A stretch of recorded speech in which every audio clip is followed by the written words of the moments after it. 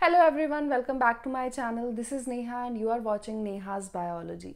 अगर आप इस चैनल पे नए हैं तो वेलकम टू माय चैनल। हम यहाँ पे बायोलॉजी रिलेटेड कंटेंट डिस्कस करते हैं जो ज़्यादातर CSIR नेट लाइफ साइंसेज के रिलेटेड होता है। आज की क्लास MHC कॉम्प्लेक्सेस के बारे में होने वाली है, तो let's dive into this video. So the first question that comes to our mind is what is MHC complex. पहले ये जान लेते हैं। तो MHC कॉम्प्लेक्स कुछ इस तरीके का दिखता है। इसके पास डिफरेंट प्रोटीन्स एसोसिएटेड होते हैं, that's why it is known as a complex. एक कॉम्प्लेक्स है प्रोटीन्स का। तो एक ग्रुप ऑफ जीन्स होती हैं जो इसे कोड करती हैं, और वो कोड करके एक ये जो भी कॉम्प्लेक्स बना रही हैं, ये कॉम्प्लेक्स एक रिसेप्टर की तरह एक्ट करता है एंड प्रेजेंट होता है on the surface of almost all the cells of the body. And ये हेल्प करता है इम्यूनिटी प्रोवाइड करने में। किस तरीके से? क्योंकि ये फॉरेन और सेल्फ एंटीजन्स को बेसिकली डिस्टिंग्विश करने में हेल्प करता है। इसकी जो भी डिस्कवरी हुई थी वो मेनली एक जेनेटिक लोकस के तौर पे हुई थी, एक जेनेटिक रीजन के तौर पे हुई थी, जो कि एसोसिएटेड है ऑर्गन ट्रांसप्लांटेशन के दौरान जो भी एक्सेप्टेंस या रिजेक्शन होता है। किसके अंदर? माइस के अंदर। तो पहले इसकी डिस्कवरी माइस के अंदर हुई थी, बट बाद में पता चला कि it is found in all higher vertebrates and it is known as HLA, that is human leukocyte antigen in the case of humans. अब ये जो होता है, ये एंटीजन प्रेजेंट करता है to the T cells. So we have two types of lymphocytes in our body. We have T cells, we have B cells. B cells are mainly responsible for antibody production, and T cells का काम होता है उन्हें antibody बनाने में help करना। ठीक है, तो helper T sales, cytotoxic T sales, different type के टी सेल्स हमारे पास होते हैं। तो MHC कॉम्प्लेक्स क्या करते हैं कि एंटीजन को जो भी इन्हें मिला, चाहे वो फॉरेन हो, सेल्फ हो, उसे टी सेल्स को दिखाना, और टी सेल्स फिर उस इंफॉर्मेशन को लेके जाएंगे बी सेल्स के पास, जो एंटीबॉडीज उसके खिलाफ बनाएंगे। ठीक है, तो ये बेसिकली अडेप्टिव इम्यूनिटी प्रोवाइड करने में हेल्प कर रहा है। इसका मेन काम ये होता है। अब जब हम जान गए हैं कि MHC कॉम्प्लेक्स होते क्या हैं, let us understand its types. What are the different classes of MHC complexes? So we have class 1, class 2 and class 3। आपको क्लास 1 एंड क्लास 2 मेजरली याद रखना है, because these are the most important ones from which most of the questions are asked. Class 1 जो होते हैं वो endogenous antigens के लिए होते हैं, तो जो भी सेल्फ एंटीजेंस हैं या जो एंटीजेंस ऑलरेडी बॉडी के अंदर हैं, सेल्स के अंदर हैं, उन्हें प्रेजेंट करने में हेल्प करते हैं। And they basically target these antigens, they present these antigens to the cytotoxic T cells. So ये ऑलरेडी बॉडी के अंदर हैं, तो बॉडी को देखना पड़ेगा कि ये पैथोजन ऑलरेडी बॉडी के अंदर है, तो इसे मारा कैसे जाए। तो इसीलिए साइटोटॉक्सिक टी सेल्स आते हैं जो कि उन सेल्स को ख़त्म करने में हेल्प करेंगे। And these cells have CD8+ receptor on their surface, और ये रिसेप्टर बेसिकली इन एंटीजन प्रेजेंटिंग सेल, जो ये क्लास 1 वाले MHC कॉम्प्लेक्सेस हैं, इनके एंटीजन्स को डिटेक्ट करने में हेल्प करेगा। सो क्लास 1 जो होते हैं वो बॉडी के सारे सेल्स में होते हैं, क्योंकि सभी सेल्स को प्रोटेक्शन चाहिए फ्रॉम द पैथोजन। और ये कुछ इस तरीके से दिखते हैं। इनकी जो प्रेजेंस है वो सारे न्यूक्लिएटेड सेल्स में होती है बॉडी के, और सारे हायर जो भी वर्टिब्रेट्स हैं उनके अंदर। इनका स्ट्रक्चर आगे हम डिस्कस करेंगे, तो अभी आप ब्रीफली ये जान लो। Then we have class 2 MHC complexes as well. These are known to recognize the exogenous antigens. So we have exogenous antigens such as pathogens, viruses, bacteria, etc. सो जब भी ये एक्सोजिनस एंटीजेंस बॉडी के अंदर आएंगे तो class 2 MHC complexes उनसे bind करेंगे और उन्हें प्रेजेंट करेंगे टू हेल्पर टी सेल्स। ठीक है, हेल्पर टी सेल्स इसलिए क्योंकि helper T cells are the ones which help the B cells in antibody production that would help in adaptive immunity. Right, so class 2 वाले जो MHC complexes होते हैं ना, वो अडेप्टिव इम्यूनिटी में ज़्यादा हेल्प करते हैं, एंड ये हेल्पर टी सेल्स के थ्रू हेल्प करते हैं। एंड हेल्पर टी सेल्स के सरफेस पे CD4+ रिसेप्टर होता है जिसे ये एंटीजन प्रेजेंट करते हैं। तो इनके सरफेस पे MHC क्लास 2 के सरफेस पे एक्सोजिनस एंटीजन बाइंड करेगा। This would be recognised by the CD4+ receptor on the helper T cells, ताकि एंटीबॉडीज बन सकें। तो ओवरऑल ये यहाँ पे प्रोसीजर होता है, एंड ये रिस्ट्रिक्टेड होते हैं only to the immune sales.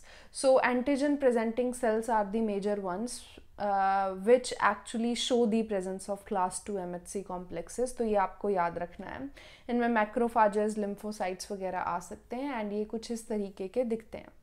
Then the third class which is not that important, मतलब आपके सिलेबस के हिसाब से इतना इम्पॉर्टेंट नहीं है, इससे ज़्यादा क्वेश्चंस नहीं आते हैं, बट हाँ बॉडी के लिए ज़रूर इम्पॉर्टेंट है.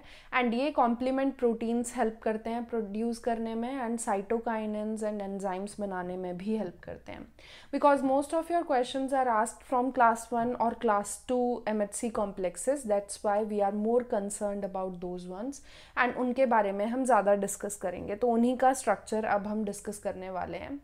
So here you can see we have MHC class 1 proteins and MHC class 2 proteins. So let us understand the structure of these two and let's compare both of them here.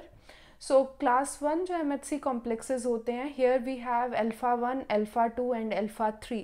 Three major regions of a single protein. So we have two proteins here in MHC class 1 complex. एक है ये वाला जिसमें transmembrane reason है, membrane से होता हुआ जा रहा है, and then we have alpha 1, alpha 2 and alpha 3 regions. Alpha 1 और अल्फा 2 जो रीजन्स होते हैं उनके बीच में पेप्टाइड बाइंडिंग रीजन होता है and the peptide they are referring to is the antigen. So antigen basically यहाँ पे बाइंड करेगा अल्फा 1 एंड अल्फा 2 के बीच में. Then we have beta globulin and beta globulin जो होता है इसे बीटा 2 माइक्रोग्लोब्यूलिन भी बोलते हैं. इसमें ट्रांसमेम्ब्रेन रीजन नहीं होता, तो ये पार्शियल है. जैसे आप देख सकते हो it is basically associated with the alpha 3 region of the polypeptide by bonds. यहाँ पे बॉन्डिंग है और ये बॉन्डिंग जो होती है वो इसे अल्फा वाली चेन से हेल्प करती है एसोसिएट करने में, बट इसके पास कोई भी ट्रांसमेम्ब्रेन रीजन नहीं है, तो ये मेम्ब्रेन के बीच में नहीं ट्रांसवर्स होता है. ठीक है, तो ये याद रखना है, यहाँ पे बहुत इंपॉर्टेंट पॉइंट है. अगर आप इसे कंपेयर करोगे विद क्लास 2, तो क्लास 2 में 2 कंप्लीट चेन्स हैं जिनमें ट्रांसमेम्ब्रेन रीजन्स भी हैं. तो यहाँ पे 2 कंप्लीट चेन्स होती हैं, एक जिसमें अल्फा 1 अल्फा 2 रीजन है, एक जिसमें बीटा 1 एंड बीटा 2 रीजन है.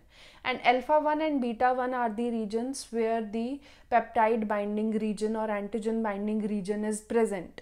तो आपको याद रखना है. मैं आपको कुछ निमोनिक बता देती हूँ, कुछ तरीके याद रखने के कि किस में कैसा स्ट्रक्चर होता है. तो क्लास 1 जो होते हैं इसमें 1 चेन 1 हेल्पर होता है. Helper is beta 2 microglobulin and chain जो है वो अल्फा 1 अल्फा 2 एंड अल्फा 3 वाली है. अगर क्लास 2 की बात करोगे इसके अंदर 2 चेन्स होती हैं, तो 2 याद रख सकते हो. MHC class 2 has 2 chains, 1 is A that is alpha and 1 is B that is beta.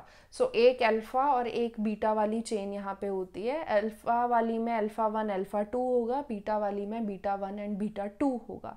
तो ये स्ट्रक्चर याद रखने का तरीका है. सिर्फ यही 2 ज़्यादा इम्पॉर्टेंट हैं, तो ऐसे ही याद रख सकते हो. इसमें 1 है, इसमें 2 है. देन अगर हम बात करें कि एंटीजन प्रोसेस कैसे होता है किस चीज़ के लिए, तो we have MHC class 1 presentation pathway and MHC class 2 presentation pathway. पहले हम 1 से बात करते हैं. तो 1 जो होता है वो किस चीज़ के लिए था? एंडोजिनस एंटीजन्स के लिए.